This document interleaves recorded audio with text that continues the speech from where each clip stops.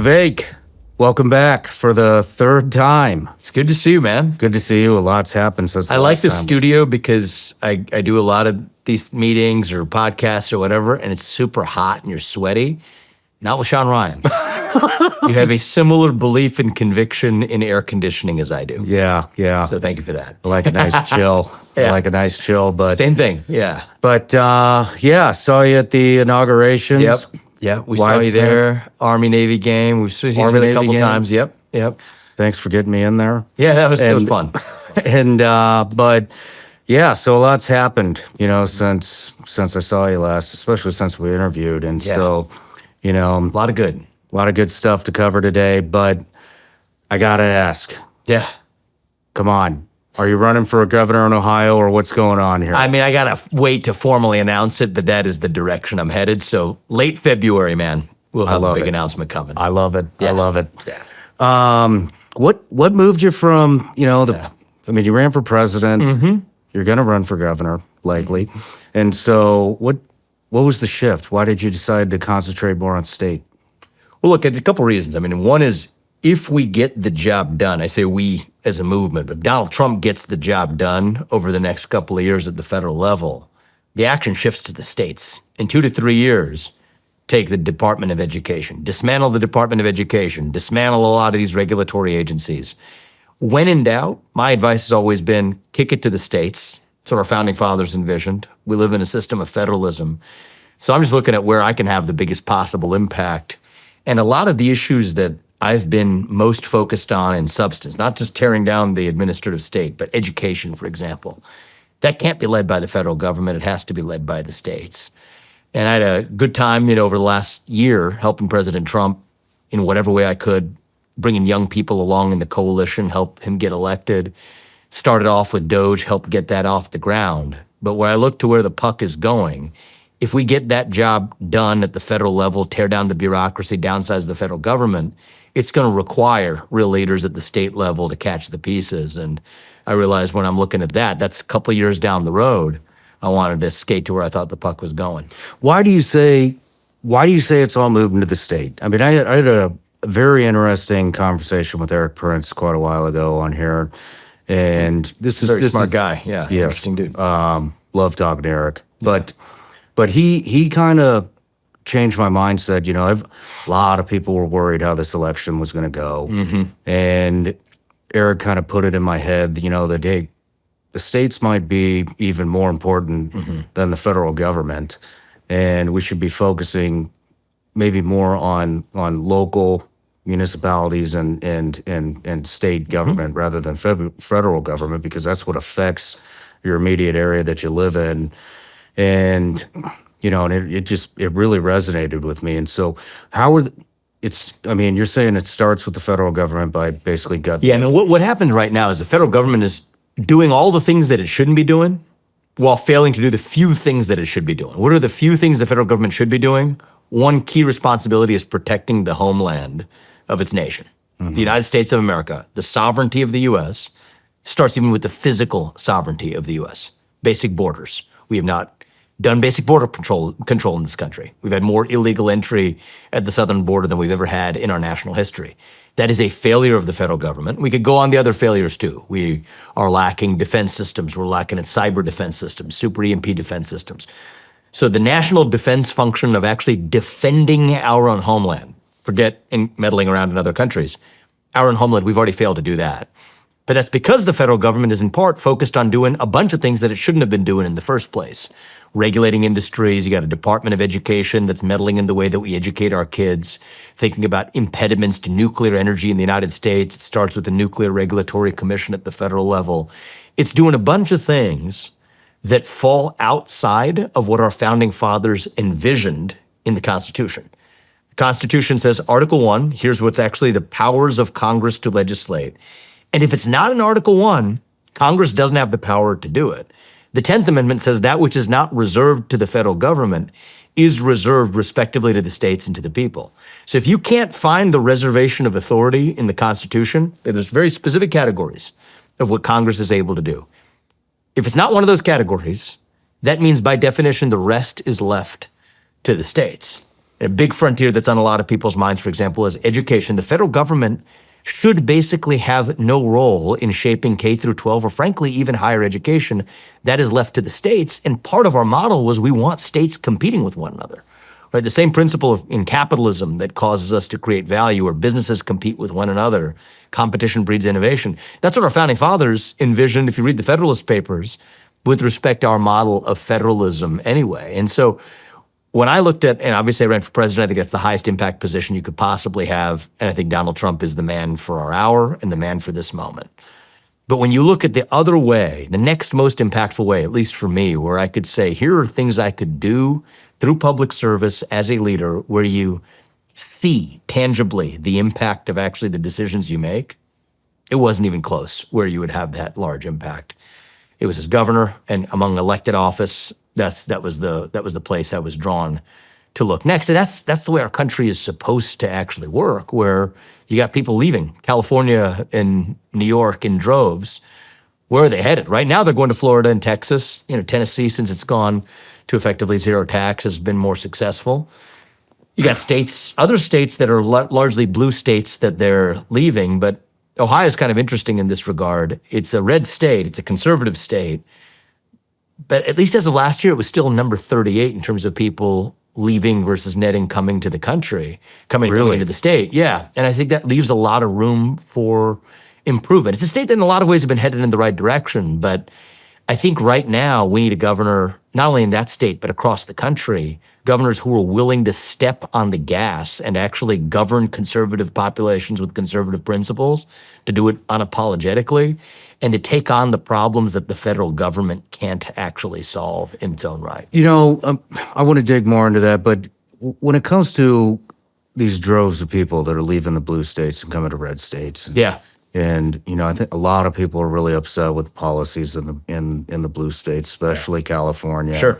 I'm sure there's getting ready to be another big influx as soon as these insurance companies start paying out for all these fires because of the mishaps that went on there. But it's something that I hear Tennessee is getting overrun with people fleeing their states, and while it's great to have all these new people coming in, it's pricing all of the locals that made this state what it is today. It's driving them out with the home prices, with inflation. It's just driving everything up, especially in this county. And so, is there any way to? What are your thoughts on that? Do you want Ohio to become that? So I don't want Ohio to become Silicon Valley. And frankly, I don't even want Ohio to become Texas or Florida, even though those are well-run states. I want Ohio to be the best version of itself, actually. What Silicon Valley was to the American economy for the last 20 years, I think the Ohio River Valley can be for the next 20. It's not going to be through bits, that's Silicon Valley's model, but what I call through atoms, through production of stuff, of actual tangible things that we require in the defense industry. And you look at building up our defense industrial base, aerospace innovation. Ohio is actually a great state for that. Wide open plains. You have no spaceports in the state right now. A great history with John Glenn, first American to orbit the Earth. You got Neil Armstrong, first person in the world to walk the moon. Those are Ohioans, right? So you have a great tradition there of production, even in biotech and medical production. Whole opportunities. I think it'd be a crypto state that leads the way in crypto and Bitcoin innovation. You go the distance. I want Ohio to be at the leading edge of also using AI, not just to take jobs, which is what people worry about, but actually to make jobs. If you train workforces to use AI, you increase productivity. So Silicon Valley is focused on training algorithms.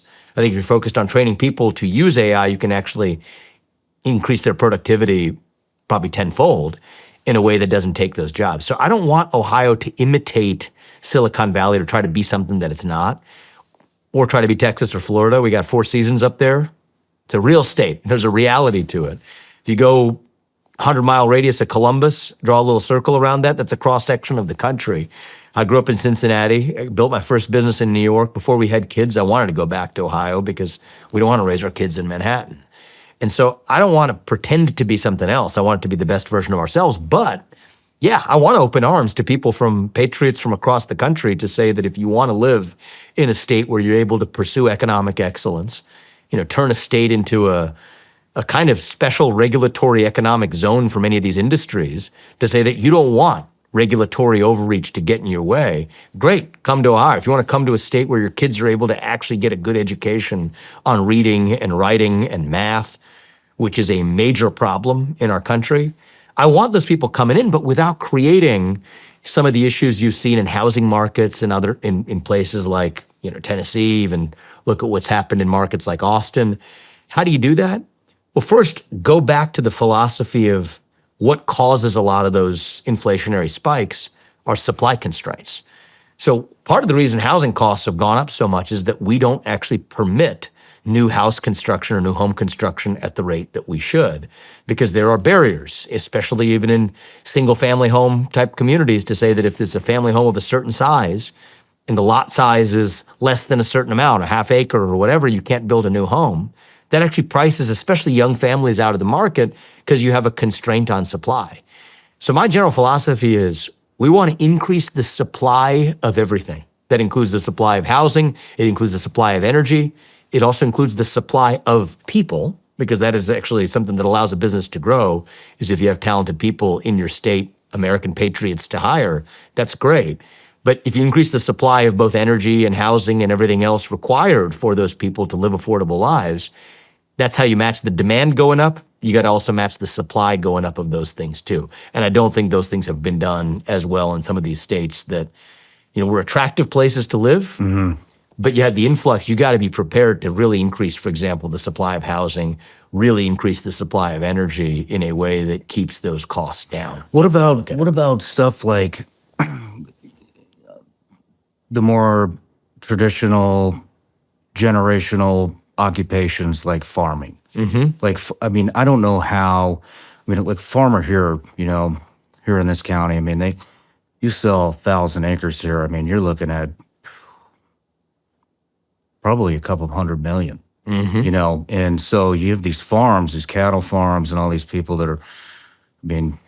I know it's probably for the greater good. I don't know. I know it definitely boosts the economy, but farmers are just getting run out of here. It's Totally. They can't sustain, a 1,000-acre cattle ranch when they can sell it for a couple $100 million.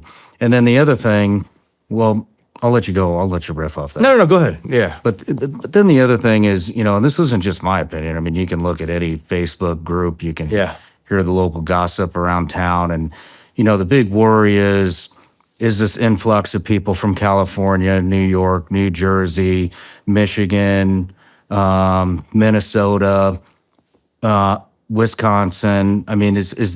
Are they going to flip the state? Everybody's worried. Are we going to start seeing the things in the schools here that you saw where you came from? And it's a huge worry. And so, I don't know. It seems like here it might.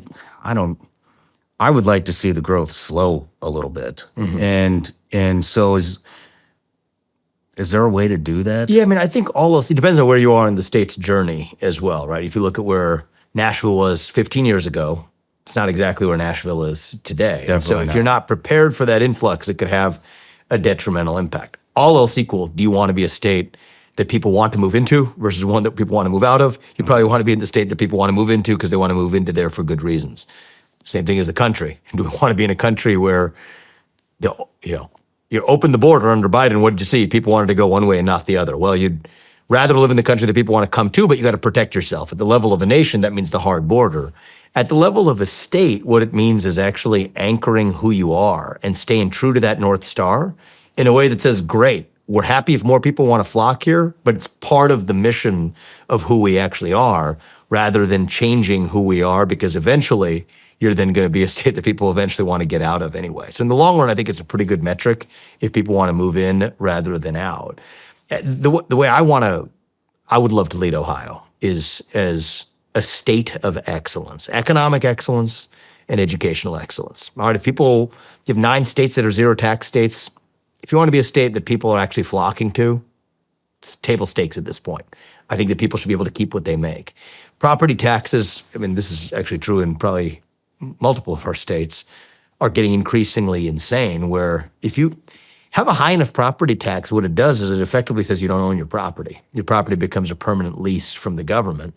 And you have a bunch of shackles that stop people from actually starting new businesses. What most of them are moving to Texas is because it's probably the most favorable environment for an entrepreneur right now to build a new business is in the state of Texas. I want that to be in the state of Ohio.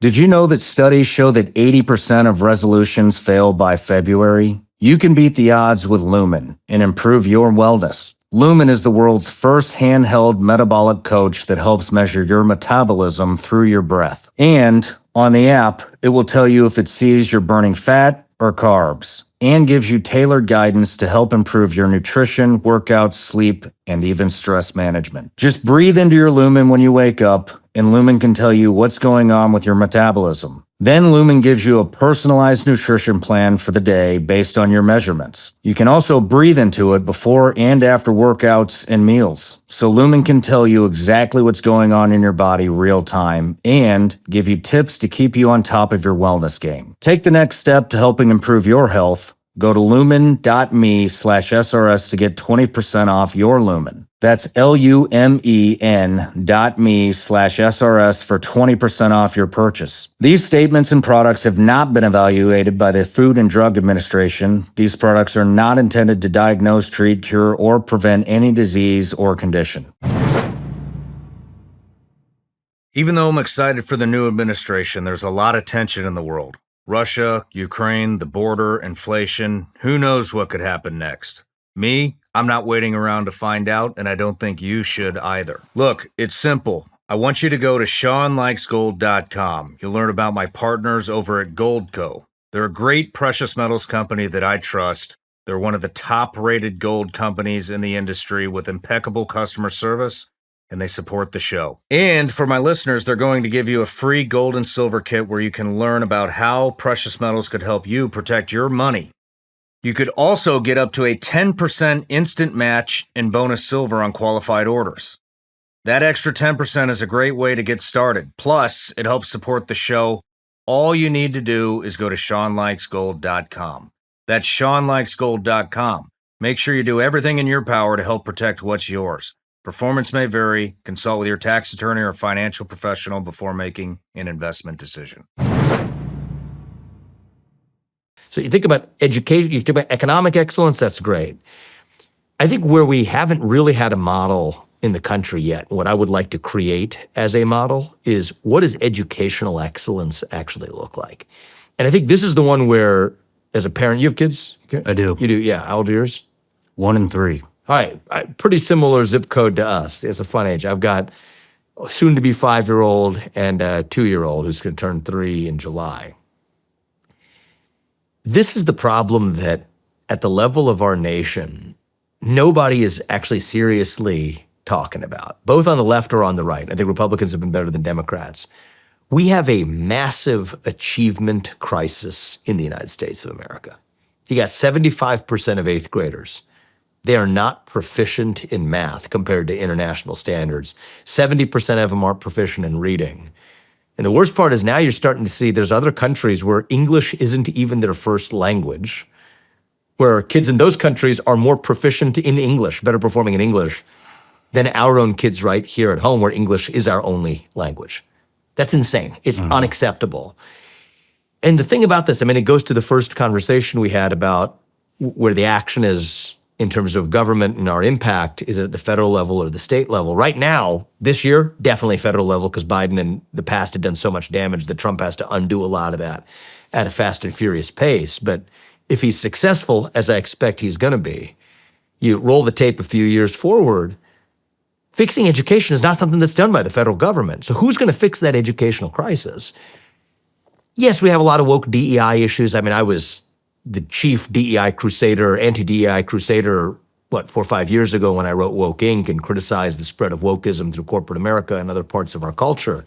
But now that we're about to enter, we're not quite there, but we're about to enter the post-DEI era, the post-woke era, we got to still admit to ourselves that that was part of the problem, but it wasn't the entire problem, accounting for this achievement crisis as well. And so how do we prepare ourselves to say, okay, well, there's more people moving in and we have tough times. Let's talk about the next 20 years. I think what we want is a generation of Americans who's actually equipped to compete. Because at the end of the day, China isn't looking the other way and giving us some sort of participation trophy at the end of it for complaining. We can't be victims. We got to be victorious. And I do think that lighting a fire under the feet of our educational system to prioritize achievement in math, reading, writing, critical thinking, physical fitness, by the way. I think that we've gone soft on this. Bring back early physical education, bring back the presidential fitness test. We used to do that. I don't know. I mean, most kids are not probably able to do the level of pull-ups that kids were able to do, 30, 40 years ago. I think it goes to implications for mental health. I think it goes to implications for military preparedness. I think we have to have an education system that demands more of ourselves, and that has to be driven by the states. Actually, even think about knowing about the United States. I love how many American flags you have in this room. Imbues a good sense of patriotism that we sometimes, leave behind for our kids. Most kids today who graduate from high school can't even pass the same civics exam that we require of a legal immigrant before they become a citizen. I think every high school senior who graduates from high school, as a requirement, should have to pass that test. I mean, it's a basic condition of citizenship in a nation is that you know something about your nation in order to be a fully informed citizen of that nation. So I think we gotta get tough a little bit when it comes to some of these issues relating to the revitalization of our young generation.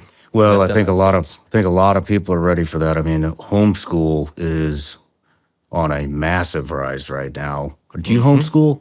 So we started that way. Yeah. I mean, I think that this year we were on that track, and then we, for our son, our older guy, we felt that he might have benefit with the socialization, but we're big fans of homeschooling. I think that school choice in most states, so Tennessee is in this category, has school choice. Ohio has school choice. It doesn't cover homeschooling. That needs to change. I mean, educational choice means full models of choice. And you got a lot of people coming through homeschooling backgrounds where those kids are doing better even than kids who are educated even in expensive private schools or public charter schools.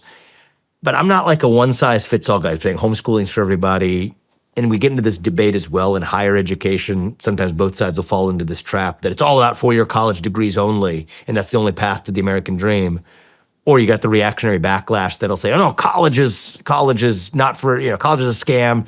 Nobody should go there. It's only for 2-year and vocational degrees and apprenticeships. That's the way to go. Whether it's higher education or K through 12 education, I don't want a one-size-fits-all approach. I want everybody to be able to choose what the actual best path is for them. That's not a system we have right now.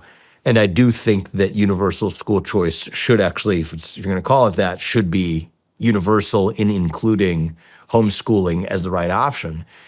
I think some parents will tell you this too. I mean, we've got kids, young kids each ourselves. Yours are a little younger, but you'll probably notice this even more over time. They're different even in the same household. You're raising them in the same household under the same circumstances. One of them's a younger sibling and one of them's older, so it's different for each of them that way. But private school or public school might be the right option for one of them, and homeschooling might be the right option for the other one. It might change over different parts of their upbringing, and the people to know what's best for their kid, all else equal, is the parent. And I think that right now, people in wealthy families at least have the opportunity to hire home help or nannies or tutors or private school tuition or whatever it is. That's not where I'm worried. It's the civil rights issue of our time that actually the very people that so-called bleeding heart liberals have been bleeding their hearts over, people in inner cities, people struggling with making ends meet, single-parent households, they're the ones who actually left holding the bag where their kids don't have that level of choice. And so I do think I don't think it's an exaggeration to call this the civil rights issue of our time. I would call it that. And I hope that that's going to bring along not just, traditional Republican support, but you can think about anybody who's a parent wants to be able to choose to be able to send their kid to the best school they can. And even in the public schools, one of the things we don't have in this country right now is merit-based pay for teachers. I mean, you run a business of sorts, right? I run businesses. Generally, the way it works is the people who do the best job in creating value for the business are compensated more than those who don't do as good of a job in creating value for that business or that fund or that investment firm or whatever. Why should it work any differently in public schools? I mean, No, it shouldn't. I mean, we got makes metrics. perfect sense. You've got clear metrics. And so there isn't a state in the country right now that does this. There is no merit-based pay for teachers and principals and administrators. So I want Ohio to be the first state that implements not just universal school choice, universal including homeschooling, but also for the public schools to compete, implements merit-based pay for teachers, administrators, principals, where your pay, you should be paid a lot more than you are now. I think the best teachers are vastly underpaid, should be paid far more when tied to the actual outcomes they deliver. And conversely, those who aren't delivering outcomes shouldn't be paid at that same level, and in some cases should actually not be on that job at all. And I do think that that's got to be done with leaders who have a spine to, that's a big fight to pick. I'm not looking to pick fights for the sake of picking fights, but that's one, there's a reason why that doesn't exist in any of the 50 states. I think that is our path out of this educational achievement crisis. How in the weeds have you gotten into that subject? I mean, how would it be done? Yeah, I mean, it's not overly complicated, right? It could be done with one model is to collaborate with the unions. I'm not going to, and I don't believe in just picking fights for the sake of picking fights. Being conservative without being combative is a fine approach if that works. So you could talk to the people who are members of a public teachers union and say that, you know what, here's how we're going to do this. But if there are union objections, it is my view that if a public sector union, particularly, I'm going to put fire and police in a different category where this doesn't apply to them, but if public teachers unions are unionizing, you got to ask yourself, who are they actually unionizing against? In many cases, it ends up being the best interests of the kids they're actually serving. And I say this as somebody who believes that the best teachers in the country right now are vastly underpaid and underrespected for the work they do. I want to see the best ones actually paid more. So either you do it in collaboration with the teachers unions, or you have to be willing to say that that's not a sacred cow anymore that somehow we can't touch. To the contrary, if teachers unions and the existence of public teachers unions are in the way of getting that job done, then we need to fix that system. Okay, I guess what comes to my mind is where I think you might run into problems, and maybe you've thought through this, is, just looking back, what were easy A's? Physical education, Sure. art, home economics, stuff like that. That was pretty much a wash. And so how do you put them on the same pay scale as somebody that's teaching calculus at a junior and high school level? A more challenging course that people are going to struggle with more. Or do you see what I'm saying? No, absolutely. I think it's a great point. I think you got to have market-based approaches for pricing each one. So I don't think they're going to be paid at the same level. But my point is more not who's paid more between somebody who's got very few of those calculus teachers available, where you might have a greater supply of other teachers in earlier education. That's one question. The question I'm stating is all of the people who are teaching calculus and all of the people who are teaching PE and all of the people who are teaching social studies are in public schools paid flat at the same level. And I'm saying within each of those categories, right, whatever the market rate is for each of those, that's a separate question. And that should be, a little bit of supply and demand, right? If you got very few people in an essential category where we need to educate our kids, those people are going to have to be paid more than somebody who's in a category where you could find, 10 other people to do the job. But within each category, the way the public teachers work right now, public school teachers work, is that no matter whether they're really good, no matter whether they're really bad, they are paid flat the same way, with exceptions only for seniority, which is how long you've been there, or whether or not you have a degree, an advanced degree. The evidence actually shows that there is no correlation between having the advanced degree and being a better teacher in most subject areas. And there's definitely no argument that seniority makes that difference either.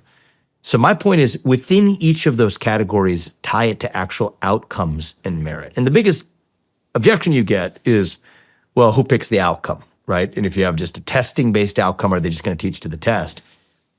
My first response to that is you can't let whatever the old expression is, you can't let the perfect be the enemy of the good. And I agree with that. The perfect should not be the enemy of the good. The status quo of the bad is the enemy of the good, which is the fact that you've got a massive underachievement crisis in the United States. The facts I mentioned earlier, where I'll tell you what bad is 75% of eighth graders not knowing how to be proficient in math.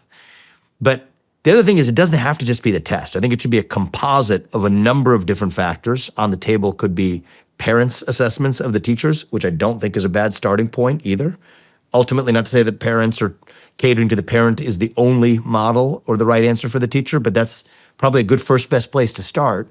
You could have independent peer-reviewed analysis. You could also then tie that to tests and objective metrics being an important part of that outcome. Is that going to be a perfect system? Maybe there's no such thing as a perfect system. But I'll tell you what's far worse is having a system where compensation and promotions are totally agnostic to the actual performance of kids coming out of that system. And the reason why is, in some ways, the people who make the decisions aren't the ones who are actually have skin in the game. It's not their kids, or it's not really their outcome that matters. Their pay isn't tied to it. Half of public school dollars right now, I think it's over half, it's like 52% of public school dollars right now aren't even spent on instruction. It's on a bunch of other stuff, administration, bureaucracy. You have, building construction or building amenities. You need some level of infrastructure for sure, but I think it is insane that a majority of dollars flowing into public schools nationally don't even go towards instruction or towards those teachers. And so my view is those teachers do need to be, the best of the teachers absolutely need to be paid a lot more than they are right now. And the union, the equalizing effect, that's actually the obstacle that gets in the way. And do it by category, right?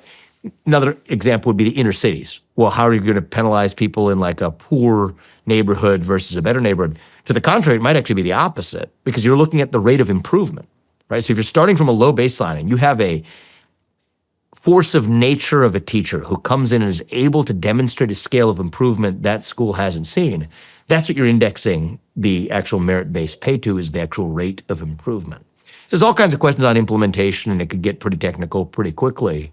But the base principle is, do we actually believe in a meritocracy in education in America? Do we actually believe in a meritocracy amongst educators in America? And I think if we do, that will be the most important thing we can take up, the most important tool in our toolkit to solve the problem in our educational achievement crisis that, frankly, too few people are talking about right now. Makes a hell of a lot of sense to me. And what I meant by the homeschool thing is I think that people realize that the education system is failing in a multitude of ways, and they're just taking matters into their own hands, because what else can you do? And so, yeah, I think that makes a hell of a lot of sense. Back to Ohio, and you had mentioned AI and training people how to use AI. Yes. There's a lot of fear that AI is going to take over editors. They're going to take over attorneys. They're going to take over doctors. All these occupations have a lot of fear, that AI is going to take over. And so, how is AI actually going to create jobs? I mean, the first thing to say is that you got to believe that you're going to stop something from happening before you turn that into a decision. And at a certain point in time, you got other countries that are going to leverage AI to beat out the United States regardless. That I think the better question to ask is, how are we going to best use AI, not only to make the United States competitive and at the leading edge of all other countries, but also in a way that actually makes people's lives better, including those of workers. I think part of what you're seeing is that can actually enhance the productivity of a lot of workers. What I see right now, though, is a massive imbalance, Shawn, between the quantity of investment, and we're talking trillions of dollars of investment going into training new AI models, algorithms, code, versus the amount actually going into training human beings on how to use AI in each of those fields. I think fast forward 10 years from now, you're not going to eliminate the existence of lawyers or doctors or nurses, nor should we want that. I mean, there are certain areas we're going to need human-to-human contact. It's irreplaceable. But it's not just even the human-to-human contact at a emotional touchy-feely level. It's at the level of people who are operating and using and asking the right questions of an AI that's actually giving you the right answers. And we're not right now, nobody has really given thought to what that training modality looks like, right? And I hate using the term the trades versus other professions, because it sort of looks down on the trades. I think it was Mike Rowe, might have been somebody who came up with the artisanal professions. I love that term. That's great. I think we need more people trained in artisanal professions, and that's a separate conversation for carpenters and welders and mechanics and plumbers and builders. But I think we need to think about a separate category, which is not just the so-called, genius model of the person who's creating a new AI model. We need that too. But what we're missing out on right now is training a generation to leverage that to change the way they already practice their profession, from engineering to medicine to law to even day-to-day management of, I think it's probably a massive business opportunity for somebody to take up a serious enterprise, business to business, training enterprise that actually makes sure those workforces aren't replaced by AI, but are actually enhanced in their productivity by AI. And I think that that's an opportunity that we would miss if we just sort of stayed in the clouds and worried about it and tried to all play ourselves the victim card. Other countries aren't going to be doing that anyway. We might as well all pull up our pants and actually figure out how we're going to train ourselves to make the most of it. And I think we'll actually be better off. And we talked earlier about inflation, bringing down cost. Well, if the cost of providing a good or service, it's pretty expensive to get medical care. It's pretty expensive to get a lawyer to defend yourself or to pursue some sort of legal claim you need to pursue. It's out of reach for many people to be able to even make ends meet on getting a basic physical exam or a medical test that follows from it without adequate insurance.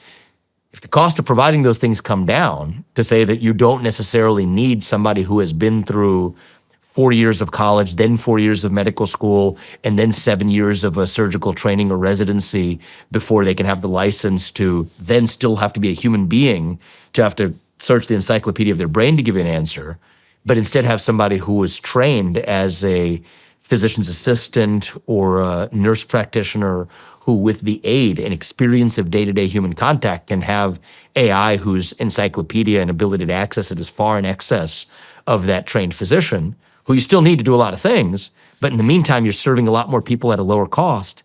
That opens up more jobs for those nurses. That opens more jobs for those physician's assistants, even though it might mean fewer physicians who have gone through the full rigor of what it currently meant to be a physician 10 years ago. And that doesn't mean we don't need those people either. We need those people too. It's just going to change the composition of a workforce that I think the worst of all worlds is one where AI is here whether we like it or not. We sit here with an armchair concern about, oh no, what are we going to do about it when it takes our jobs? That's actually going to be a situation where it's more likely to erode and take jobs and disrupt communities than one in which we say, here's what we actually value.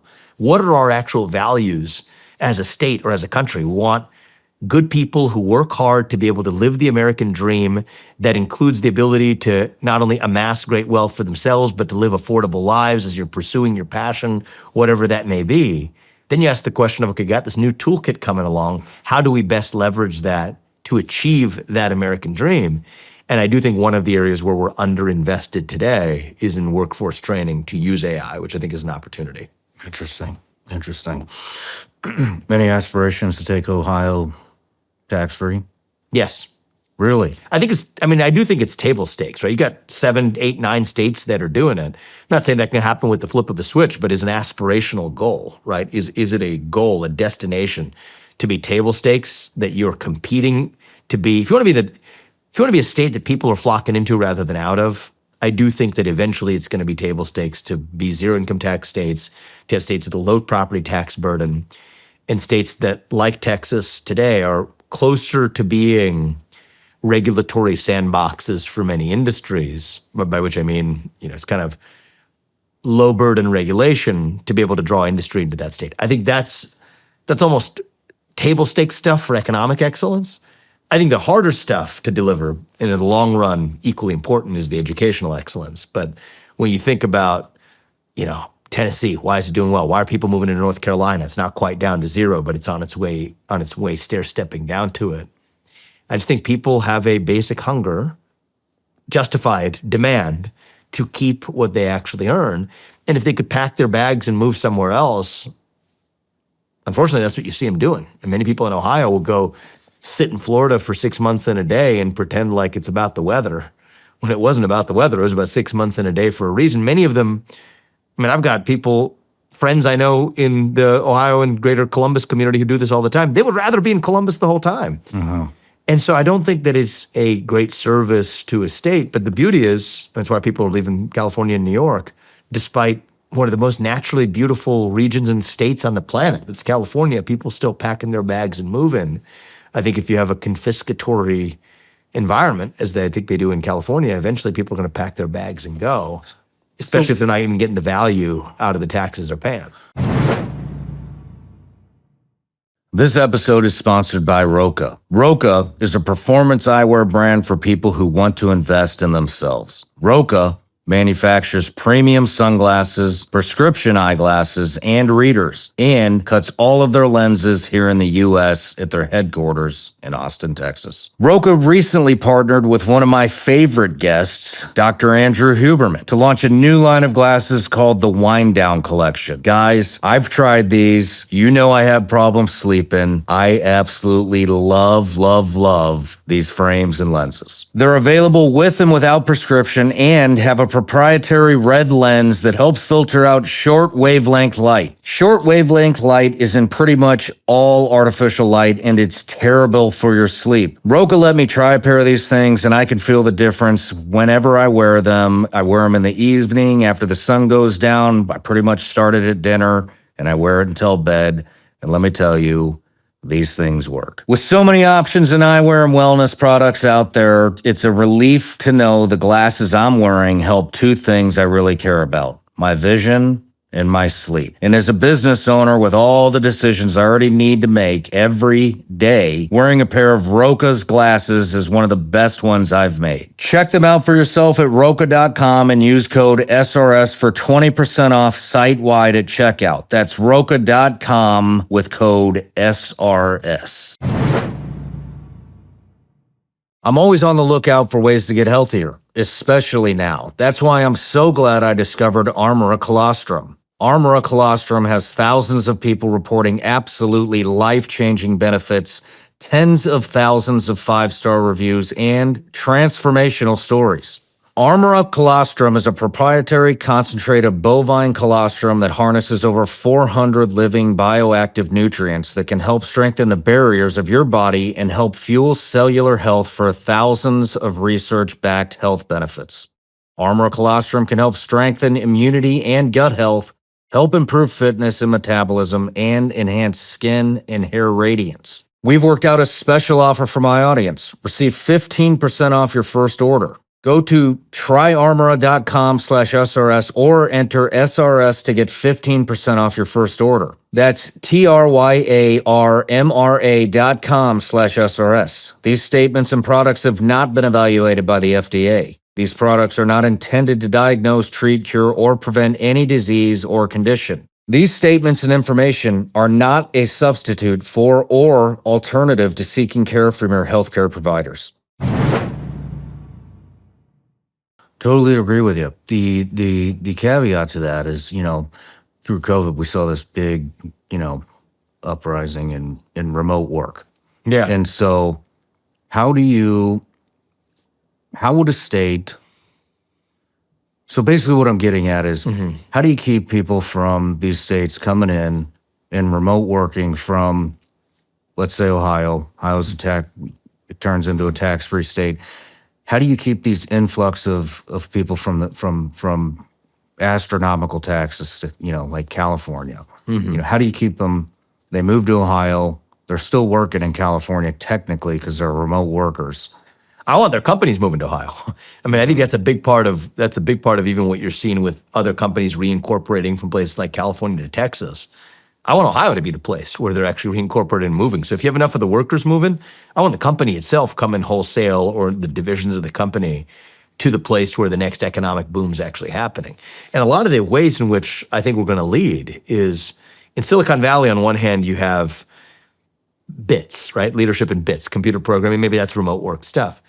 A lot of the areas of the future, I think, are going to have to be in the form of production once again in the second industrial revolution of our country.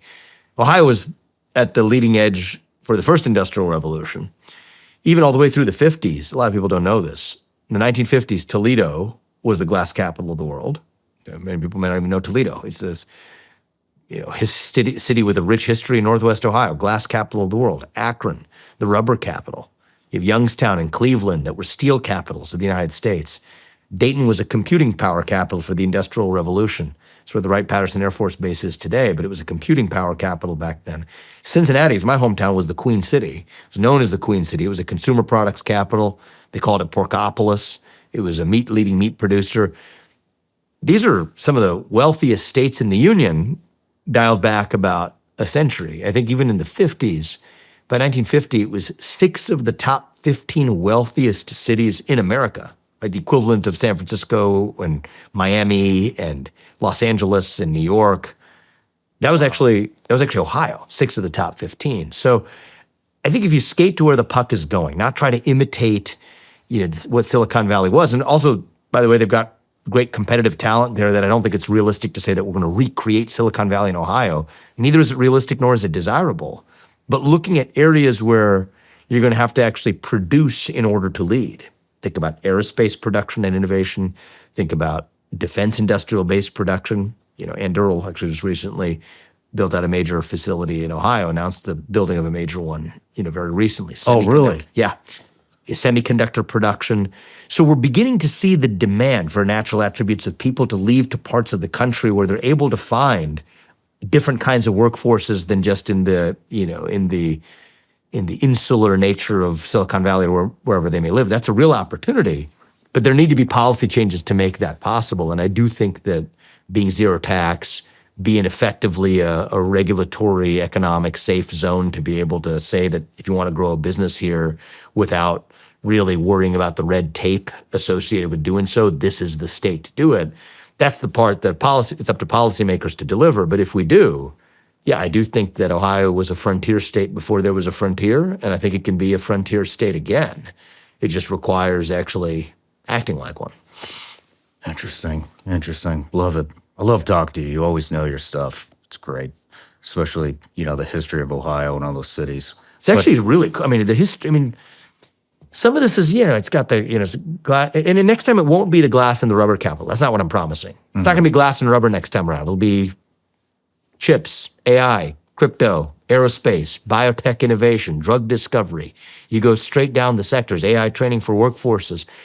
You can't look and drive with your eye in the rearview mirror, but take the spirit of that to go to the future itself. I told you about aerospace, the legacy of John Glenn and Neil Armstrong. Half of this is reviving self-confidence, man. I think that, you may be aware of this as like an internet meme, and it obviously grates on me when I see it, but when somebody says on TikTok, oh, that's so Ohio, what they mean is it's like denigrating, that it's old, it's out of fashion, it's boring. I'd love to lead Ohio to a place where, 20 years from now, 10 years from now, 5 years from now, when we're sending new rockets to outer space, when we're actually having exploration in parts of the moon or even Mars that we haven't previously touched, when we're curing a form of a disease, a rare disease that was previously incurable. I want people to say that's so Ohio at that point in time. That, I think, is the self-confidence, right?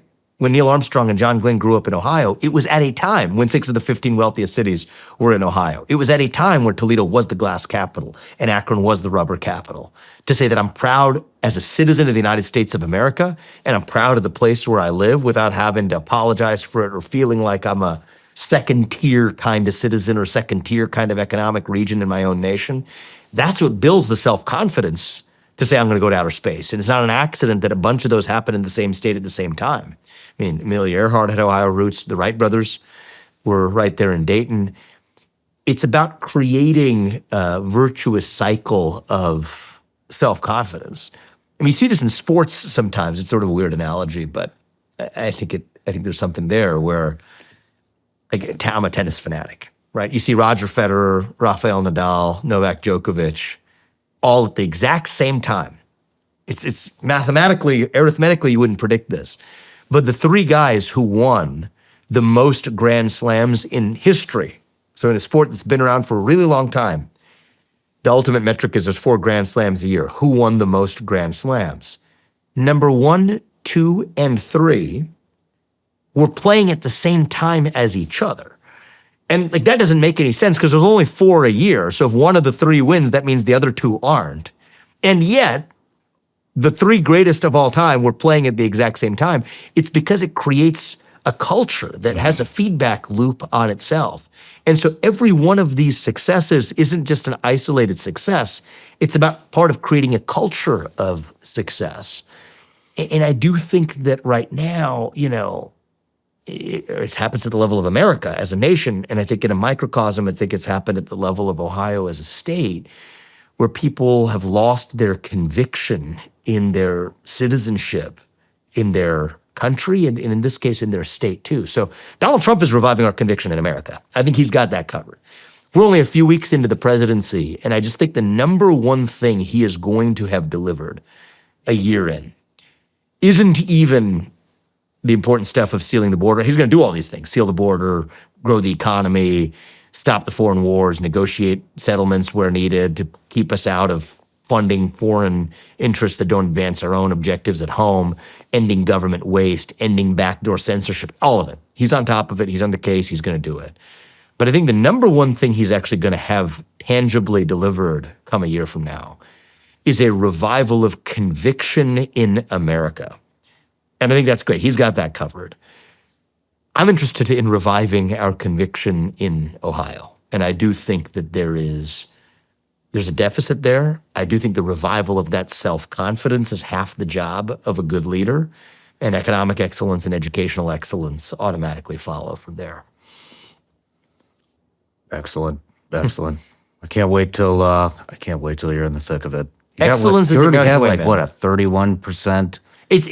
We're doing well. I think I was 57% in the most recent poll, and that came out at the start of this week. And then the guy who was number 3 in that poll, great guy, yesterday dropped out and endorsed me. So winning is not the ultimate goal. Winning is a means to the end of actually turning this state into the leading edge of innovation around the world. And what Javier Milei has done in Argentina in a short amount of time, in the United States, compared to Argentina, we have more of a system of federalism than they do in Argentina.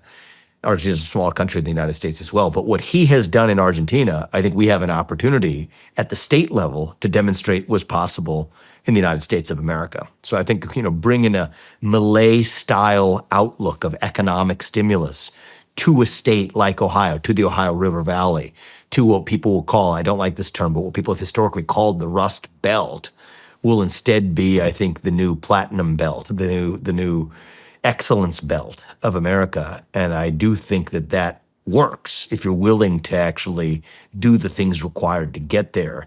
That works in the short run. I mean, get to zero tax, slash and burn the regulatory state. President Trump talked about freedom cities. Remember this? I think it's a great idea. The idea of creating cities that are fountainheads of innovation, where you just have special economic zones in those cities to spawn innovation in the areas of the future, right? Future cities, that's great. I would love to not only revive that concept for federal cities, federal freedom cities, but to have Ohio be the state where many of them are actually housed and show what's possible. That's great. And that revives the self-confidence. You fix an education system that serves our kids with merit-based pay, school choice, civic education, physical education at that young age. I do think physical fitness is a virtue that we've lost, at least amongst cultivating in our kids. I think you got a whole lab for what's again possible in the United States of America. And so if Donald Trump's doing it at the federal level, he's got that covered. The only thing we need left is leaders with that kind of spine at the state level to do the same thing. And I do think that that's where the puck is going over the next couple of years. Speaking of Trump, it's only been a couple of weeks. Things really seem to be turning around, I think, way faster than anybody ever imagined. Yeah. How do you think it's going? I think it's going well. I do think that he is far more seasoned for this second term than the first, right? I do think the first term was the most successful that we've had of any 21st century president. In some sense, that's too low of a bar, right? Who do you got? You got Bush, Biden, Obama, Trump, wasn't even close. But I do think this second term is in a different category. He's coming in with a level of preparedness. He's no deer in the headlights with the deep state. I think that the deer in the headlights is the other way around, right? When he's come in, they are completely paralyzed by a US president who, radical as this idea might be, is actually running the executive branch of the United States of America. Right? The way it has historically worked is that the president and other elected leaders are these cute little puppets that come and go. So, obviously nobody thinks Biden was running the country, right? But he was a cog in a system, but the system would still do fine once the next cog came along. Trump's not a cog. He's bringing a jackhammer to that system.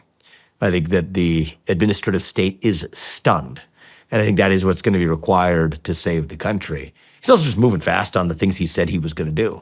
I think that one of the things that people are really used to is, wait, he said he was going to do all these things, sealing the border, using all resources, including from the Defense Department, required to be able to do it, ending the ability for men to compete in women's sports. Like, that was pretty early, that came out in recent days.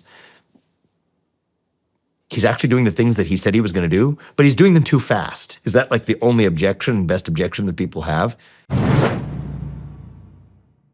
Not sleeping well can negatively impact your quality of life, and it's really no secret that getting a good night's sleep makes a huge difference. Ever since Helix sent me a mattress to try, I've been getting the best sleep of my life. I used to sleep too hot on my old mattress, but with Helix's award-winning mattresses, I'm sleeping through the night with no interruptions. I wake up feeling refreshed, and it really energizes me and helps me with my busy schedule. Helix knows everyone's unique, and they can match you based on your body type and sleep preferences.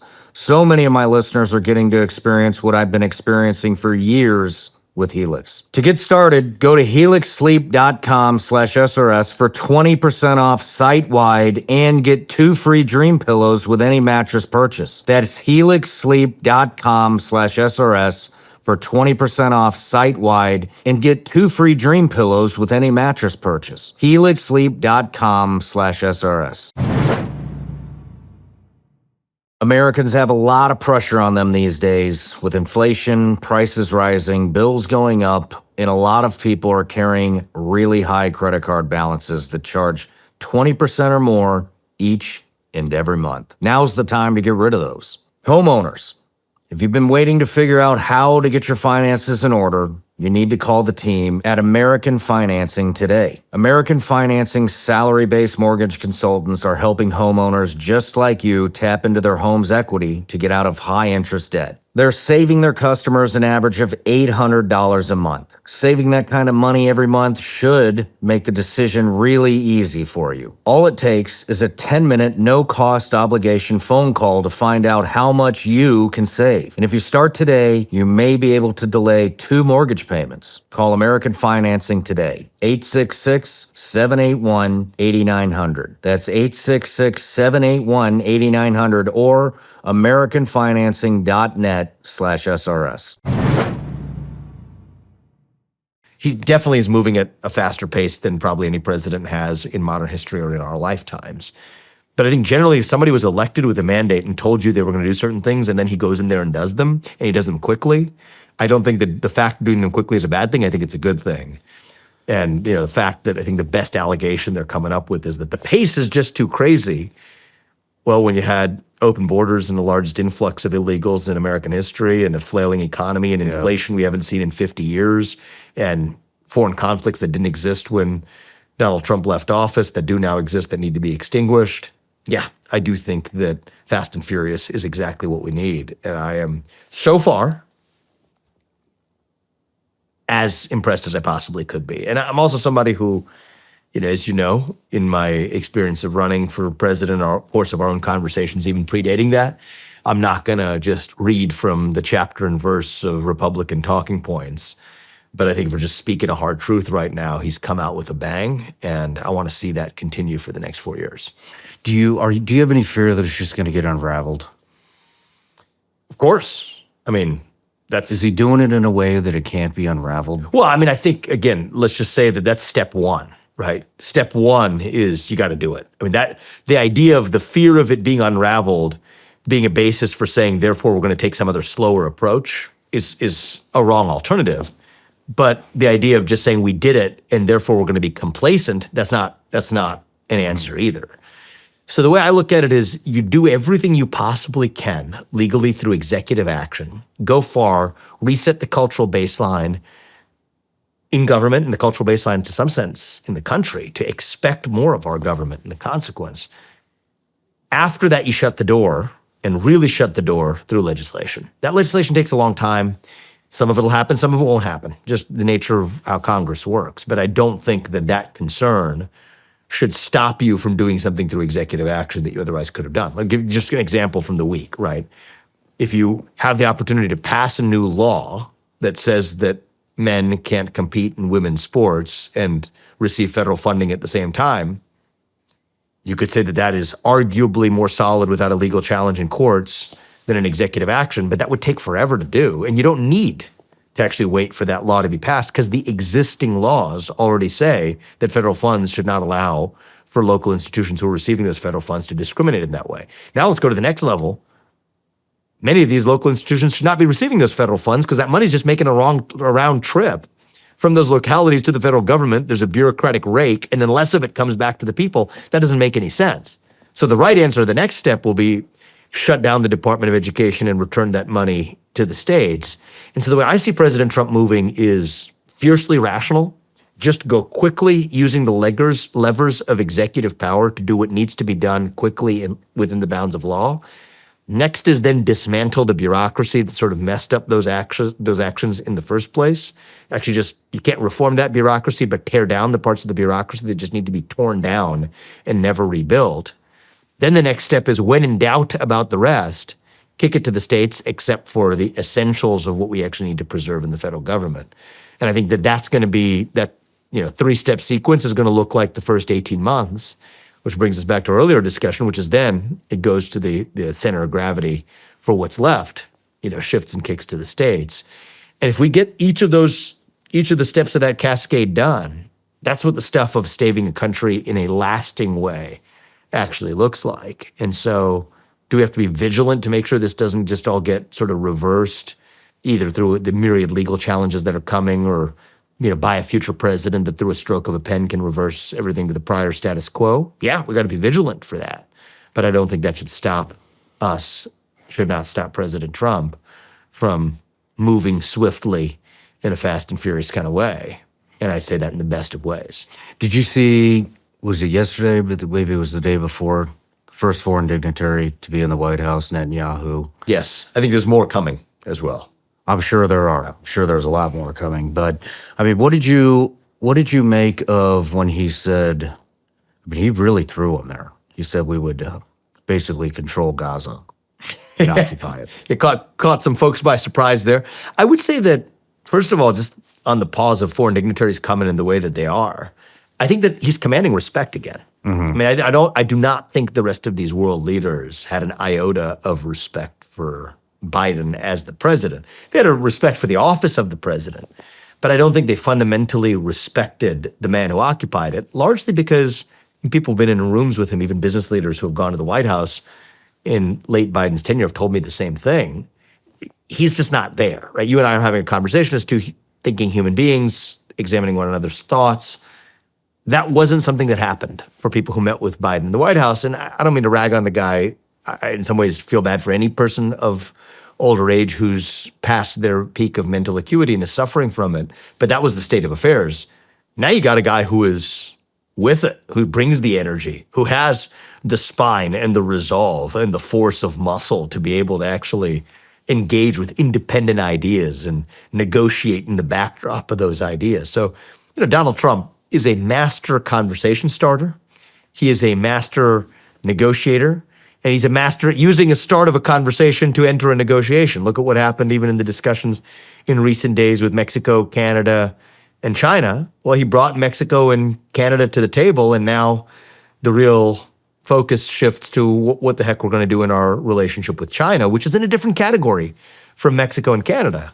China's in a different category because we can't depend on China for our modern way of life. You got most of the semiconductors in the U.S. Department of Defense being supplied by China. Our defense industrial base depends on China. Our pharmaceutical supply chain depends on China. So it's not just a trade question.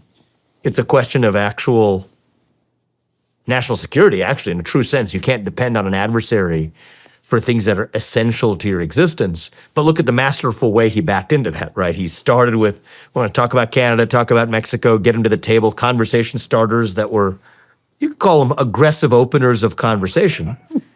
But he's a guy who is able to start a conversation that otherwise would not be had. I love that he met in person with Gavin Newsom. Great. You can trade barbs with the guy, but push comes to shove on issues that relate to America. If Gavin's going to be talking to him in good faith about it, Donald Trump will have that conversation. And then Bibi comes here. He has a conversation, and he, akin to a lot of his other conversation openers, started a conversation by lighting a fire that otherwise sparks a conversation. Okay, what does the future actually look like? Like, let's talk about amongst serious ideas of how we're going to make sure the United States' interests are protected in ways that don't drag us into protracted conflicts in the Middle East. I mean, Donald Trump was the OG in the Republican Party for that. He was an opponent to the Iraq War before that was a cool thing to say for a Republican politician. I think he's a guy who knows what he's doing. I think he's a pragmatist who understands America's interests deeply. And I think that you got to let him work it in his method in order to get there, even if every one of the, initial conversation starters isn't necessarily the literal way that he's actually going to ultimately do it. Do you think we should control Gaza? Well, look, I think that let's just take a broader question about U.S. Middle East policy. I don't think our track record, I think I'm going to say is super controversial here. I think it's kind of obvious. I don't think our track record of being a nation-building operator in the Middle East has been very good, or we wouldn't be where we are in Iraq and Afghanistan right now. Mm-hmm. I mean, for God's sake, the Taliban is still in charge, $80 billion, and 2 decades later. It wasn't a nation-building project that worked. I don't think that Iraq was, compared to the amount of money, and even more importantly than money, the lives that were sacrificed, I don't think achieved our objectives there. And by the way, I fully, being in the room with one of them, fully respect the patriots who served our country when our country called for their service. And I think there were valuable objectives to have been achieved in a narrow way, certainly in Afghanistan. And you could talk about other missions elsewhere. But I think by and large, our track record of engaging in straight up nation building has historically in the Middle East not been all that successful. What I'm going to say here is I'm going to give President Trump the space to know that he's a man who has a strategy when he says something. In the long run, he has an idea of where he's going. And he is somebody who has proven time and again that he's able to use the contours of conversation and negotiation to achieve what others would have previously deemed impossible. I mean, I think what he did even in the Middle East last time around with the Abraham Accords was unthinkable. It was unthinkable at the time he took office. And you're not just going to get there by some linear path with, bushy tail showing up and saying, okay, well, here's what I want to do. And I'm going to tell you exactly what that is. And somehow everyone's going to magically agree with me. No, it doesn't work that way. You got to have some level of cojones to say the things that others aren't willing to say, to bring people to the table in complex ways. And so I'm going to let him do his job as the commander-in-chief to lead us effectively. He's demonstrated time and again that he knows what he's doing. Obviously, he knows as well as anybody what our historical track record in, occupation and nation building in the Middle East has been in the past, because he was the guy who called that to the forefront of the Republican Party. And I think he knows what he's doing when it comes to mapping out how we're going to secure America in the future, which is his top objective. Let's talk about DOGE. Sure. Department of Government Efficiency. Yes, So love it. you're a big part of that. Yeah. And then what happened? Yeah, I mean, look, I've been talking about this for years. I mean, tackling the administrative state has been my longtime passion. And Elon and I actually met first when I ran for president at a dinner where this is exactly the topic we spent hours into 1 a.m. talking about, was the basis of our friendship ever since. First objective is get Donald Trump elected. After he got elected, the question is, how are we going to have, for me personally, how am I going to have my impact on the country? That was the issue that I had been so focused on. Wrote a book even recently laying out the roadmap of one way I thought a lot of this could get done, taking a legal and constitutional law first approach and legislation to be able to cut budgets in a lasting way, to be able to do it in a way that used the law and the lawmaking process and recent Supreme Court precedents. And so that was the vision I've been articulating for a long time. and even spoke about that shortly after DOGE was announced, and the op-ed in the Wall Street Journal that Elon and I co-published there, lay that out. Now, something like DOGE has never happened before, and it's like a new startup. It takes different directions, and I think that as the plan evolved to take more of a technology-centric approach, right? DOGE was supposed to be an outside body to the government that was taking a look at a lot of these other constitutional and legal dimensions. I think it became clear that to drive rapid change in some of the ways that we could score quick wins, DOGE came to reside in the government, taking a technology-first approach, taking over what was formerly known as the US Digital Services. At that point, Elon and President Trump and I, we all came to the same conclusion that for me to drive the vision I had in mind, the best way to do that, the best perch from which to do it, is elected office. And so we all landed at the same place. And I think it was, this past Monday that Elon and I did our first Dogecast Twitter Spaces, X Spaces. I think we started at midnight. It went to 1:30 a.m., laying out a lot of what this vision was. And if you look at how much he's been able to do in just the first 2 weeks, it's massive. And when you think about a technology-driven approach, nobody better to do it than Elon. And I think he is doing it not in a small way, but in a big way. And I'm going to be as helpful on my front of leading at the state level as is going to be required to pick up the pieces from, tearing up the federal bureaucracy. How many people are involved with that?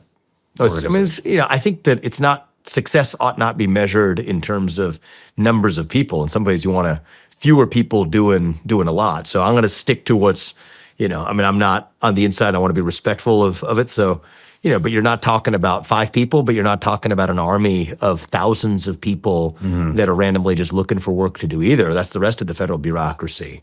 But a lean, mean team, I think, has accomplished a lot in a short amount of time.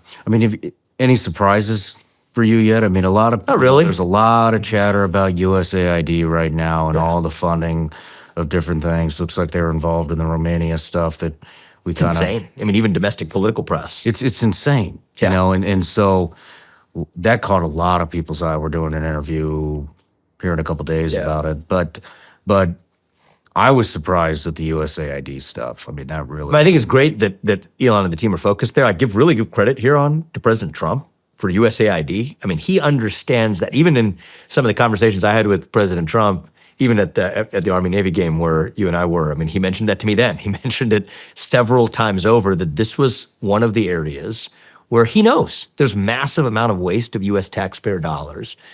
And also kind of a cultural issue. People who've been worked in the State Department or good people even who've worked in or around the USAID will tell you it almost developed a culture of just believing that it wasn't accountable to anybody, not even the department within which it sat, let alone the American people.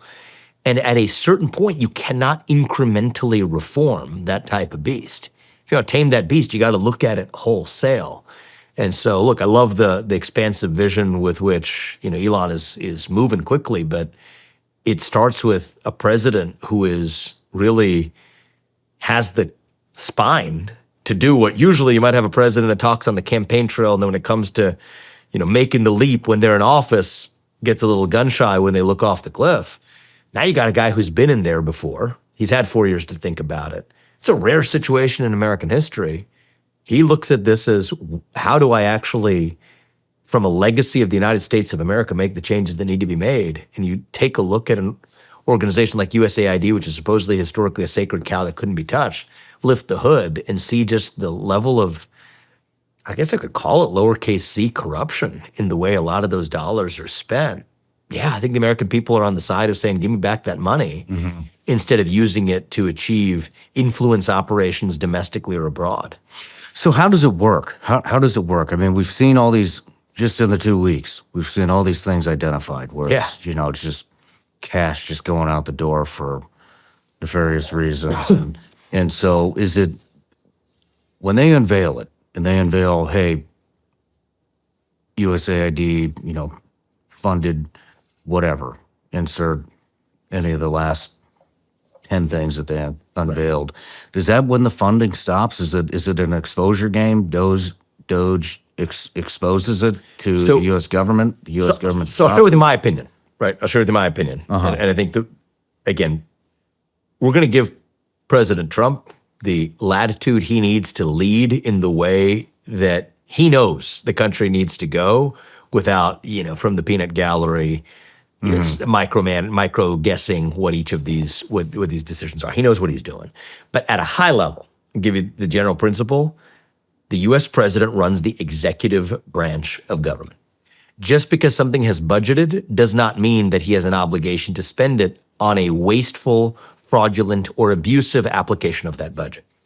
So this gets into, I don't know if this is too technical or whatnot, but the Impoundment Control Act. Okay, that's a act passed in the 70s that said the U.S. president has to spend certain money if it's been appropriated by Congress. Otherwise, it's called impoundment, where he's not spending the money. And so the Impoundment Control Act stops him from doing that. If you read the statute carefully, like read the actual existing law carefully, it's pretty clear that waste, fraud, or abuse is not in that category. Like the idea that just because you've allocated the budget doesn't mean that that agency has to spend that money if it's going to a wasteful or fraudulent or an abusive expenditure. No, that's already a carve-out. So that already is a great place to start. Waste, fraud, abuse, the president has the authority to do it, and the president has the authority to delegate the exercise of that authority, which is what he's done here through the creation of DOGE. And I think it's a brilliant move within the bounds of law. And that's not even touching the separate view that I think a lot of thoughtful legal minds have, that the Impoundment Control Act itself might be unconstitutional. Without even going there, right, which I think there are strong arguments for that, waste, fraud, abuse is something that no president is already authorized to spend. Now let's go to a separate point. A lot of people don't know this, is that a good portion of the money that's spent every year, I think it's to the tune of about $500 billion, was never actually authorized by Congress in the first place, which is actually insane. So if Congress never authorized it, the idea that you have to continue to spend it is also insane. So I think those two things, waste, fraud, abuse, far more massive, far more pervasive than most Americans envision. But I'm glad the flashlight's brought to where the sun don't shine in the bureaucracy, and that's how you actually get accountability and change. But combine that with executive action to say that we don't have to spend that money if there's an argument for waste, fraud, or abuse. By the way, the statute saying all this stuff might be itself be unconstitutional anyway. But more importantly, that you have a U.S. president that's actually running the show and calling those shots, the elected leader by the people of this country, rather than some unelected bureaucrat managing his fiefdom without accountability. That's not a democracy, right? I mean, the basic premise of a democracy, and you always have the people who are technical about this word, constitutional republic. Yes, okay, I love that, but I'm just talking in a colloquial sense, lowercase d democracy. The basic premise of a democracy is that when somebody in a government makes a decision that binds you, okay, that stops you from doing something, or when somebody in a government makes a decision that spends your money that they effectively, with the force of government, extracted from you, that if they don't do a good job or you disagree with that, you get to vote them out of that position. That's just table stakes for democracy. When somebody makes laws that bind you or spends your money by taxing you, you get to vote them out. If that doesn't exist, then we don't live in a democracy. It's something else altogether. So the United States was founded on this idea that the people we elect to run the government should be the ones actually running the government. That's not the case today. That's bluntly not the case today. The people who make most of the laws, they call them rules, but they function with the effect of law. People can have their lives ruined over them.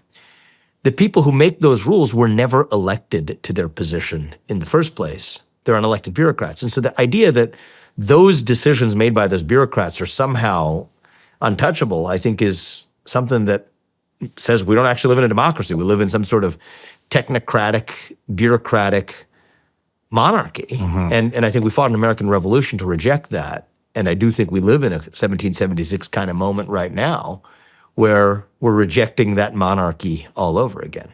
I guess what I'm asking is, thank you for explaining all that, but what I'm asking is how does it work? Does DOGE shine the light on the wasteful spending, get that information To the president, and then the president makes the decision whether to stop it or not to stop it? Eminently sensible. That's exactly you see the way things have worked even in the last 2 weeks. Yeah. Spotlight, President Trump makes the decisions. President Trump makes the decisions with executive authority going as far as he can. Waste, fraud, abuse, that's the categories. And then any spending cuts beyond that have to come from Congress. Okay.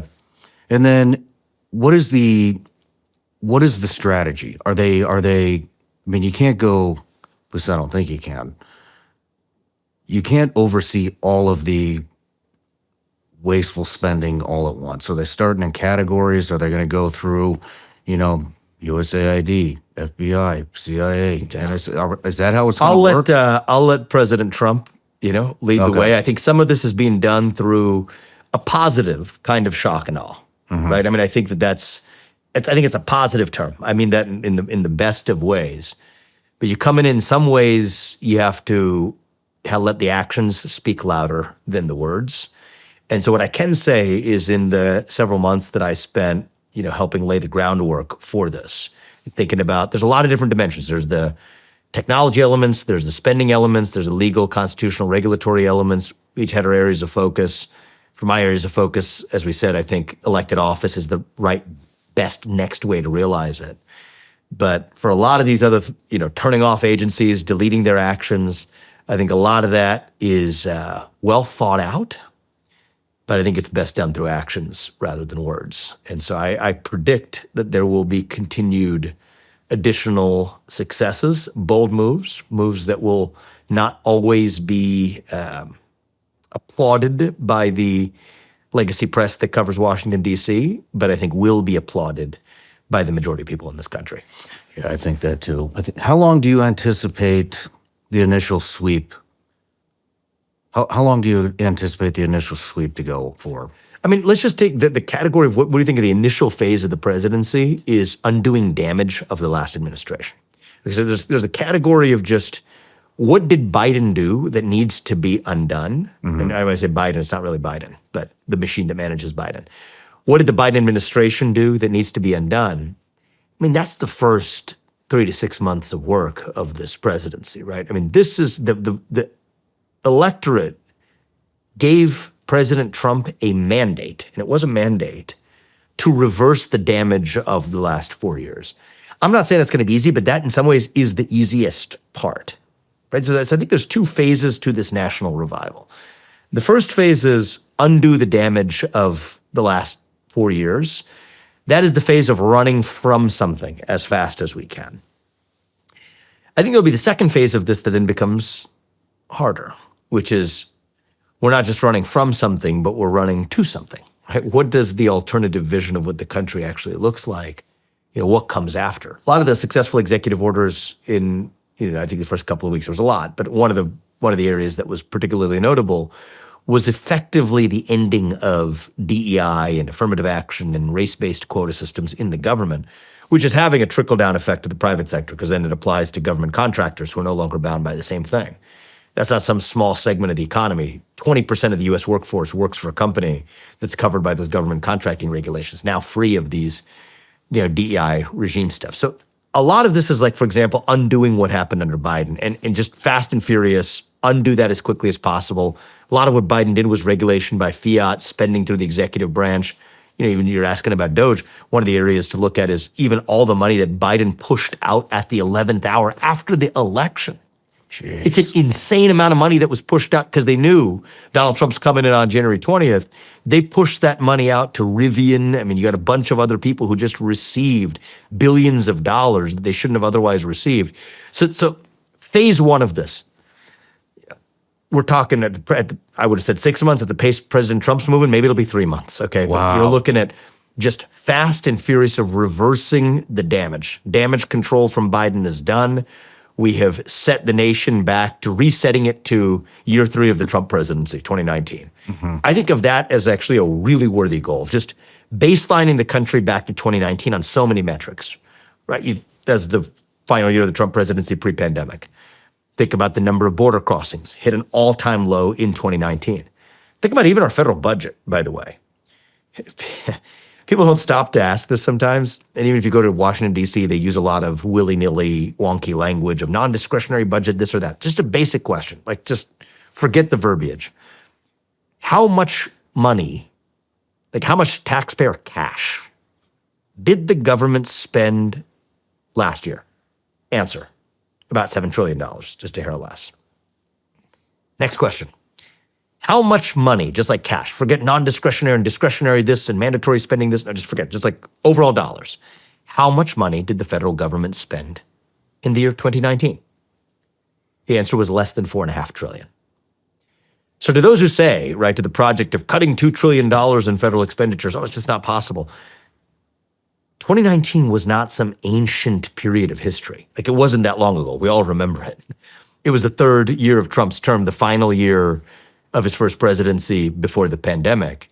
If we just view the first 3 months, the first 6 months of this, but I think President Trump is going even faster, of baselining the country back to 2019 for border crossings, for how we felt, for what people felt like affordability was, what inflation was in the country. Think about even at least as a mental model of what federal spending looked like without all of the level of waste that Biden introduced. That wasn't that long ago. So I think that phase one of this is just undo the damage of the last 4 years. I'm not saying that's easy. Of course it's not. Trump's the man for the job and he's going to do it. But then the question is, okay, what does the second phase look like when we actually are post-DEI? Let's just start, just use that as an example. What does the post-DEI America look like? And that's just one of like 50 changes that President Trump is making, but just as an example. I think that causes us to have to level up to answer that question, right? We gotta man up to say that for the last 4 years, we've had, it's almost an easy talking point, right? We're against DEI. Yeah, I was the crusader against this before it was cool, but now we're post-DEI. Now we got nothing left to blame, right? So for 70% of our kids aren't doing well in math, but we've actually eliminated the subsidization of DEI in our schools. Okay, now what are we going to do to actually solve the remaining problem that's actually left? What does equal opportunity actually look like? We're against the equal results BS, but what does actual restoration of equal opportunity for all actually look like? Okay, we've cut a lot of the executive order-based spending of waste, fraud, abuse, and all that. But if we're serious about really permanently ending the precipice that we're otherwise on our way to with the national debt, what does that mean for work requirements attached to welfare or other forms of federal payments, right? Those are different conversations. So I think that there's two phases to this. I think there's phase one, shock and awe, moving so quickly that they won't even know what hit them. You can see it from the other side's response. Like, they have no idea what hit them. Is just restoring the country back to 2019 greatness. Okay, in a manner of, I use the word company. Donald Trump is the CEO of the executive branch. He's running the executive branch with the principles that a great CEO of a company would. And I don't think that's a bad thing. But we're so much more than a company as a country. We're a nation. And so having done that, what does rebuilding this nation look like? For that, we have to say, not what were we running from, but what are we actually running to as a nation? What were those civic ideals that we want to revive in the country? And I think that's a longer-term project. I think it's a longer-term project, not just at the presidential or federal level, but to our earlier conversation, I think it will be governors and even local leaders that have to lead the way on that project. And I think that that's where the next chapter of work actually begins. Do you think that DOGE will actually expand into states? It has to. It has to. I think it's a necessity. Interesting. I think it has to and must expand to each of the 50 states. And that doesn't mean the methods in each of the 50 states are the same as the methods of the federal government, because it's a different problem to solve. But I do think that each of the 50 states taking a long, hard look at waste, fraud, abuse, of how those state dollars are spent. In some ways, the capture of state governments is even worse than the capture of the federal government. I think about cronyism in the state government administration. In some cases, even worse than you'd imagine at the federal level. And so I do think that bringing the essence of restoring 3 branches of government rather than 4, the mission of reducing waste, fraud, abuse, the mission of cutting red tape and overregulation, that project is not done when it's done at the federal level. That's just the beginning. That's the end of the beginning. And I think you want to get to the beginning of the end, that's when you actually start doing it at the state level. If you just poll most people in this country, you could just ask most people you know, do you think there is too much red tape in America or too little red tape in America? I think you will find a lot of people who would tell you there's too much red tape. Small business owner or a hairdresser who has to get a license to be able to practice her profession The ability to be able to start a new business in nuclear energy production in the United States hasn't happened in 30 years. Is there too much red tape or too little red tape? I think you'll have a lot of people will tell you that there's too much red tape in America. Try bringing a new medicine to market, the 10 years and $1 billion+ that takes. That was the industry that I was in, and I've overseen the development of 5 medicines that went on to become FDA approved. I can tell you from experience, every one of those could and should have been developed at a fraction of the cost if the regulatory regime worked the way it actually should. I don't think you'll find anybody who would tell you that I think there's too little red tape in America. I think we need more red tape in America. I think we actually need a little bit more regulatory obstacles before we're able to do certain things. I don't think you're going to find many people in that category. What do you think about this DeepSeek stuff? I mean, China basically, question. they did that for what, $6 million? We'll see what the actual facts are. So I'm not sure if I believe the exact numbers, but broadly speaking, did they create what appears to be a competitive, in some ways potentially even superior level of AI to that which it took tens of billions of dollars, maybe even hundreds of billions of dollars of investment from US companies with computing power that was a fraction of what the US companies had access to? It appears to be that way. Yes, now some of the details, maybe they had access to a little more computing power, maybe there's a little bit more money spent, but don't let that deflect from the main point. This goes to the earlier question about US education and preparedness for the next generation. It's an example of it. I'm not saying that DeepSeek alone is the wake-up call. We should have the wake-up call. We could have the wake-up call every day, just from the fact that 70% of our 8th graders aren't proficient in math. But they're deeply related. So just on the facts of what happened, right? Because people hear this and we're like in a modern social media culture where people read something for 2 seconds on their social media feed and then that's what they remember of it. Like, let's just sort of ground ourselves in what happened.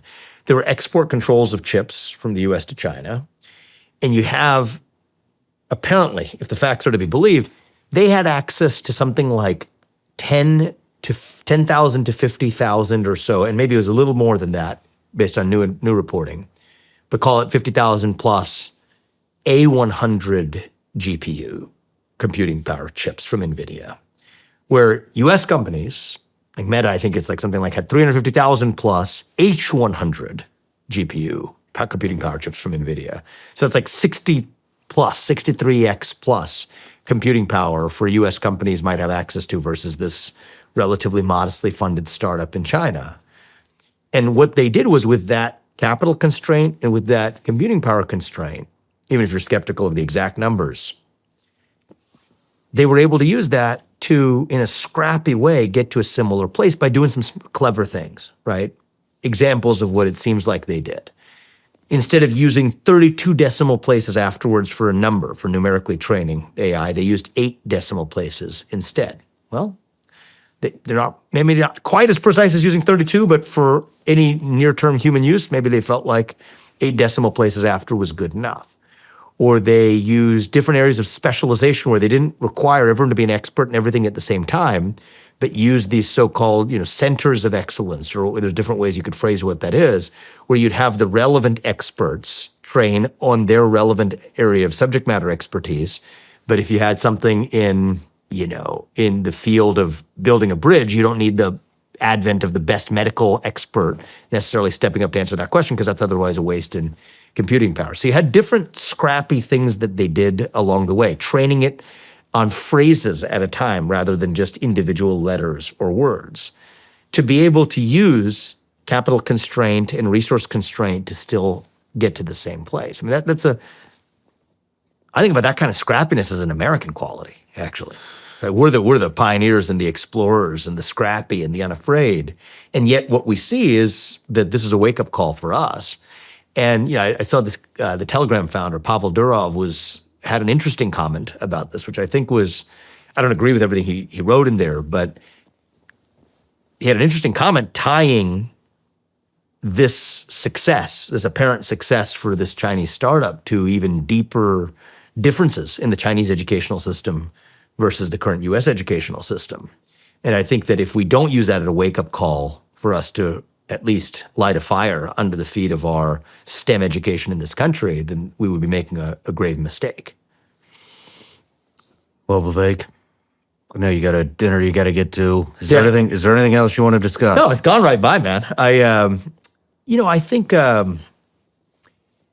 think overcoming this victimhood culture in the United States is something that I think I'm pretty keen on right now. I think that that's for everything we've talked about, from education to AI to economic leadership to success, right? Even in overcoming the federal bureaucracy and downsizing the federal government. It's easy to point the finger at the government, and I do it because I think we should expect more of our bureaucrats and our politicians and expect a lesser size of our bureaucracy. But part of the reason that exists is that you have a culture that demands it. Right? You have an electorate that demands greater dependence on the government now rather than independence from it, and then a victimhood narrative to justify that dependence. And it's mostly come from the left, right? But I'm going to talk about it in terms that aren't partisan at this point. We won, right? So what's the point of just repeatedly pointing to the other party? This is mostly a left-wing problem. I'm also worried that it's 10% likely to be a problem on the right as well. But I don't care whether it's left-wing victimhood or victimhood culture that goes beyond the left. We are not victims. We're not a nation of victims. I wrote a book a couple years ago called Nation of Victims. We should not at our best be a nation of victims. We are a nation of victors. And I do think that one of the things President Trump's doing an outstanding job of is restoring respect for us on the global stage. I love the conversations he's opened up, from Greenland to the Panama Canal. Great conversations for us to have. But to puff our chests abroad, we got to all pull up our pants at home. I believe that. I know that's an expression that has historically been used to preach to certain wings of the American left or whatever. I think I'm talking to all of us here. We all got to pull up our pants at home. Enough whining, start winning. The pursuit of excellence is what I want to see in America, and especially since we've now defeated the left at the ballot box. I'm keen to make sure that we restore that pursuit of excellence in America. And wherever it comes from, victimhood culture, I think we got to get over it and see ourselves as actually victorious. We're the unafraid. We're the people who nobody could stop. We're a country built on the idea of merit and meritocracy. That's America. That's what Donald Trump is standing for right now. And we can't forget that. And I hope that somebody doesn't have to pick up this, exchange 3 or 4 years from now and say, oh, gee, I wish we had heeded that earlier. I hope that's not where we're headed. I mean, the left-wing victimhood narratives have ruined this country. I don't want to see those reemerge. Where did it stem from? Where did the victimhood stem from? Yeah. Is it from government handouts? I think it stemmed in part from the Great Society in the 1960s, which was built on the idea of a victimhood narrative. And the thing about victimhood narratives that make them alluring is that there's always some truth at the kernel of it to justify it, right? And in the case of the Great Society, it's patently true that Black Americans did not have not only the same opportunities that white Americans did. Black Americans were, a century before then, slaves in the United States of America. Right? So there's a justification for it. But at a certain point in time, it actually becomes counterproductive to drive with your eyes in the rearview mirror, as I said earlier, and to wallow in that victimhood versus saying, how are we going to actually lift everybody up? So what the Great Society did, the so-called Great Society under Lyndon Johnson, it's the biggest misnomer of policy agenda in American history, was it created a new culture of dependence on the government that was justified by this victimhood narrative. But it didn't just start with, it started Black America, but it eventually pervaded basically all swaths of America to expand the permanent existence of the state that created a new culture of an expectation of what the citizens' relationship with the state really was. And you go back to, this is Lyndon B. Johnson who pushed this. His predecessor, of course, was JFK, who famously said, ask not what your country can do for you, but what you can do for your country. Beautiful sentiment. I think what the Great Society created was the need for a new kind of declaration of independence in the country, for us to be able to say, ask not what your country can do for you, but what you can do for yourself and for your family. That, in many cases, would be the best way an American could serve their country, is by not having to be dependent on that government, especially relevant today, when you've got a $36 trillion national debt and growing, where the interest payments on that national debt are about to be the largest line item in our federal budget. I do think that the independence from the government is an important part of that victimhood culture. Part of it just became popular. I mean, I do think that victimhood became a currency, right? Became more popular for a young person or whatever to claim to be a victim in the totem pole of victimhood. You get more stuff. Right, I had a friend who was an interviewer for Harvard's application essays, and she just comes back and says, "Oh my God, all I hear is the first thing they introduce themselves is what type of adversity or struggle they have faced in some sort of discrimination or some type of family sob story." Not to say that some of them aren't real, but that's what became rewarded more so than the actual achievement itself, apparently, even in Harvard admissions interviews. So if you reward victimhood, you get more of it. And the more you describe yourself as a victim, the more likely you are to see yourself as one. So it became a self-reinforcing culture where that was what was rewarded instead of excellence. And I think the way we turn this around is just as a country, yes, from the government, but also just as a culture. We revive a culture that once again rewards excellence over victimhood in all domains: academics, math, reading, science, sports, physical excellence, excellence in music, the arts, all of it. That's America. That's who we are at our best. And I do think our participation trophy culture over our championship trophy culture that has emerged in the last, 20 years or so, I think we need to shift back to that culture of excellence. And wherever it comes from, left or right, that's what I want to, competition and meritocracy. Let's revive that. Excellent. Well, Vivek, I appreciate you coming, and I know we'll see you again. Good seeing you, my man. All right. Good to be back. Thank you.